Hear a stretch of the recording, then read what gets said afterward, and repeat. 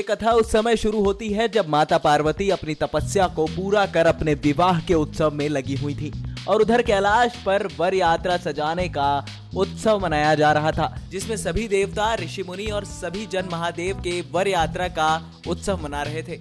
उस उत्सव में सभी देवता आपसी भेदभाव को भुलाकर महादेव के विवाह की खुशी में नाच गा रहे थे। उस उत्सव में पहले महादेव का भस्म से, फिर जल से, फिर दूध से अभिषेक किया गया और फिर महादेव को उनकी प्रिय भांग का भोग लगाया गया।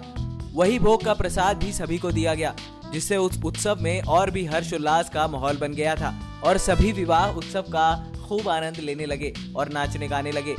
तभी उस उत्सव में ऋषि दुर्वासा भी पहुंचे और दुर्वासा हिंदुओं के एक महान ऋषि हैं जो अपने क्रोध के लिए भी जाने जाते हैं। दुर्वासा सतयुग, त्रेता एवं द्वापर तीनों युगों के एक प्रसिद्ध सिद्ध योगी महर्षि हैं और वो महादेव शंकर के अंश के भाव विभोर भी हुए हैं। कभी कभी उसमें बिना वजह ही भयंकर क्रोध भी देखा जा सकता है। वो सभी प्रकार के लौकिक वरदान देने में समर्थ हैं।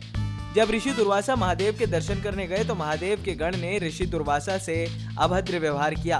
तब उन्होंने गुस्सा होकर कहा, और घोर दुराचार हो रहा है। शिव विवाह के विवाह उत्सव ने तुम सब की बुद्धि भ्रष्ट कर दी है और तुम सब ने मेरा घोर अपमान किया है।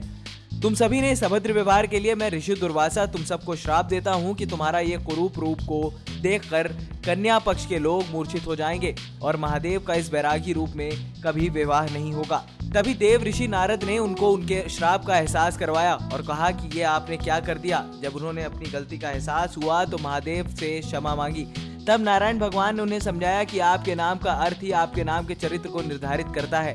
आज यहाँ जो कुछ भी हुआ है वो विधि का विधान था। इसका समाधान भी विधि के द्वारा ही होगा और इसके लिए सभी अतिथिगण वर यात्रा की तैयारी करें और भगवान शिव के विवाह उत्सव को धूमधाम से मनाएं।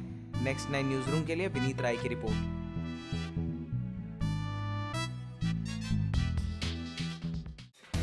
Subscribe now to receive new updates, reviews and news.